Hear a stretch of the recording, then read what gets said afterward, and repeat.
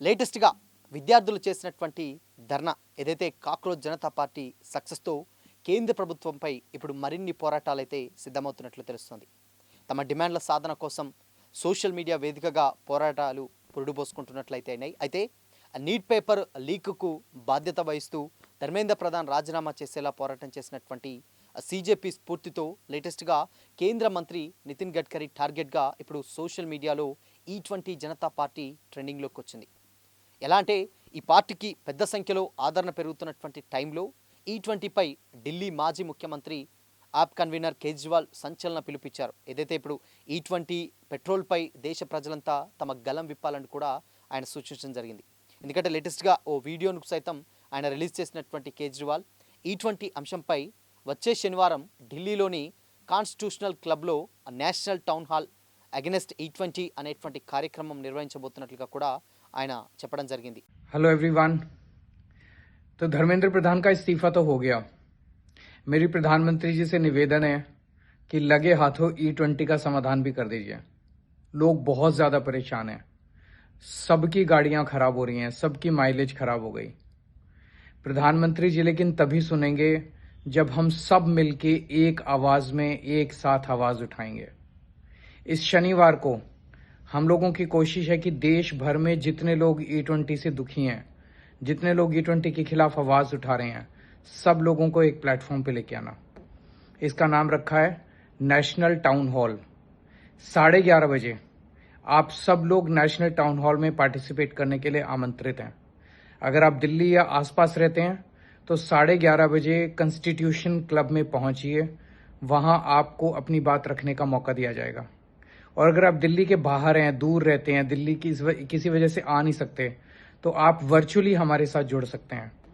Virtually जुड़ने के लिए आप इस नंबर पे हमें व्हाट्सएप मैसेज भेजिए।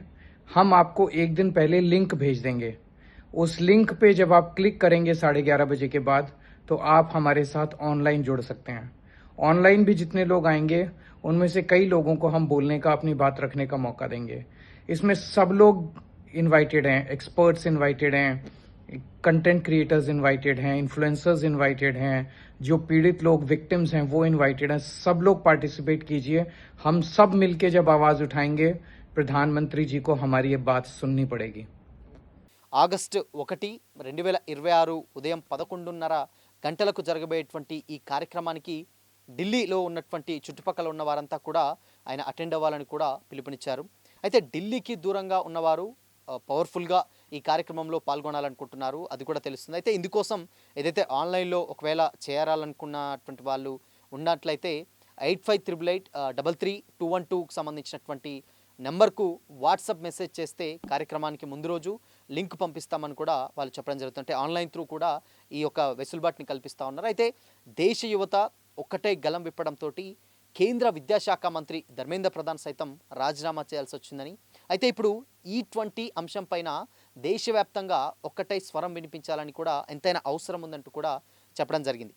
ఇథనాల్ బ్లెండెడ్ పెట్రోల్ కారణంగా తమ వాహనాలు దెబ్బతింటున్నాయని అనేక మంది వాహనదారులందరూ కూడా సోషల్ మీడియా వేదికగా తమ ఆవేదన వ్యక్తం చేస్తున్న సంగతి తెలిసిందే. అయితే కేంద్రం మాత్రం ఈ విషయంపై ఏదైతే ఈ20 పెట్రోల్ విషయంలో వెనక్కి తగ్గేదని లేదని కూడా చాలా బల్లగుద్ది చెప్పినట్లయితే తెలుస్తుంది. ఈ20 పెట్రోల్ అత్యంత సురక్షితమైనటువంటి, అదేవిధంగా స్వచ్ఛమైనటువంటి ఆధునిక ఇంధనమని, దీన్ని మళ్ళీ పాత పద్ధతికి మార్చే ప్రతిపాదన ఏదీ లేదంటూ కూడా లేటెస్ట్గా ఇటీవలే పార్లమెంట్ వేదికగా కూడా స్పష్టం చేశారు.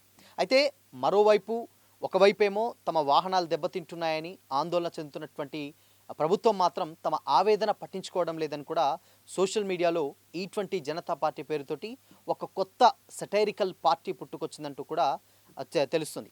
అయితే ఇప్పుడు ప్రభుత్వం పెట్రోల్ పంపుల్లో దాదాపు 100% స్వచ్ఛమైనటువంటి పెట్రోల్ను అంటే అందుబాటులో ఉంచాలని, అదేవిధంగా వాహనదారులకు కూడా నచ్చినటువంటి ఇంధనాన్ని కూడా ఎంచుకునేటువంటి హక్కును రైట్ టు చూజ్ అంటే దాన్ని ఎంచుకునేటువంటి హక్కును కూడా కల్పించాలని డిమాండ్ చేస్తూ కూడా ఎక్స్లో అంటే ఇన్స్టాగ్రామ్ ఎక్సే కావచ్చు, అది ఇన్స్టాగ్రామ్ కావచ్చు, వేదికగా ఒక క్యాంపెయిన్ ఇప్పుడు డెఫినెట్గా ఊపందుకుంది.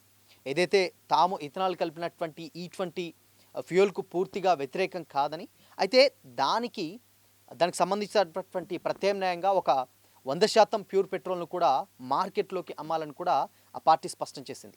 అయితే పెట్రోల్ బంకుల్లో ఏది కూడా E20 ఏది సాధారణ పెట్రోల్ స్పష్టంగా తెలిసిపెటువంటి లేబుల్స్ ఏదైతే ఉంటాయో అవి ఏర్పాటు చేయాలి.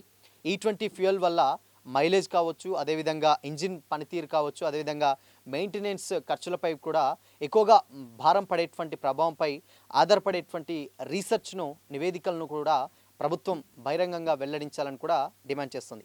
అయితే వాహనాల ఇంజన్లపై దీర్ఘకాలికమైనటువంటి E20 చూపించేటువంటి ప్రభావం పైన స్వతంత్ర పరిశోధనలు జరపాలని కూడా వాళ్ళు కోరుతున్నారు. అయితే ఒకవైపు E20 పార్టీకి సోషల్ మీడియాలో మద్దతు పెరుగుతుండగా, మరోవైపు కేజ్రీవాల్ దేశ రాజధానిలో E20కి వ్యతిరేకంగా పిలుపునివ్వడం ఇప్పుడు రాజకీయ వర్గాల్లో కూడా హాట్ టాపిక్గా మారినట్లయింది. అయితే ఏదైతే మొన్న జరిగినటువంటి కాక్రోచ్ అదైతే CJP స్థాపించినటువంటి ధర్నా ఏదైతే ఉందో, విద్యార్థులు చేపట్టినటువంటి ధర్నా, ఆ ధర్నా వల్ల కంప్లీట్గా ఒక దేశ విద్యాశాఖ మంత్రి మొత్తానికే రాజీనామా చేయాల్సినటువంటి పరిస్థితి మనం చూసాం. అయితే ఇప్పుడు ఇలానే మరొక్కసారి E20కి సంబంధించినటువంటి ఏదైతే పెట్రోల్ గతం నుంచి వెళ్ళి పెట్రోల్ ధరలు పెరుగుతూ ఉన్నాయి, దాని తర్వాత ఇథనాల్ మిక్స్ చేయడం వల్ల ఇంధనాలకు సంబంధించినటువంటి వాహనాలకు సంబంధించినటువంటి అనేక రకాలైనటువంటి ప్రాబ్లమ్స్ వస్తున్నాయి. మైలేజ్ విషయం కాంచెల్లి మెయింటెనెన్స్ వరకు ఎక్కువగా రిపేర్స్ రావడం, సో ఇలా రకరకాలైనటువంటి ప్రాబ్లమ్స్ దానివల్ల వస్తున్నాయి. అయినా కూడా కేంద్రం దీనిపైన పెద్దగా రియాక్ట్ అవ్వట్లేదు. సో అందుకోసమనే ఇప్పుడు ఏదైతే CJP స్థాపించినటువంటి ఆ ధర్నా ఏదైతే సక్సెస్ అయ్యారో, ఇప్పుడు సేమ్ మళ్ళొక్కసారి ఇలాంటి ఒక ఉద్యమమే మళ్ళీ ముందుకు వస్తున్నటువంటి దాఖలాలు అయితే ఇప్పుడు కనిపిస్తూ ఉన్నాయి. ఎందుకంటే ప్రతి ఒక్కరికి అంటే ఒక సక్సెస్ చూసిన తర్వాత కంప్లీట్గా అదే బాటలో నడవాలని ప్రతి ఒక్కరికి ఉంటుంది.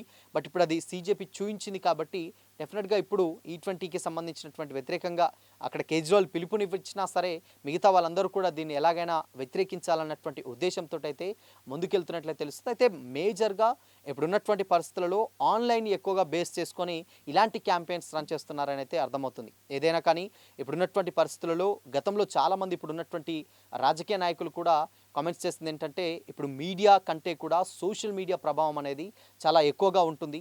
ఆ సోషల్ మీడియా ప్రభావం వల్లనే జెన్జీ మొత్తానికి ఇప్పుడు ఆ విద్యాశాఖ మంత్రిని సైతం దింపడానికి సోషల్ మీడియా చాలా ప్రభావితం చేసి చూపించింది.